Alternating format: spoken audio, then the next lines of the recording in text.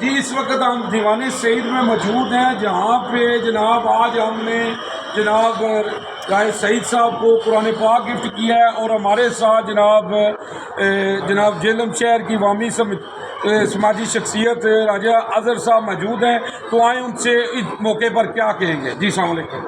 جی وعلیکم السلام جی، بسم اللہ الرحمن الرحیم۔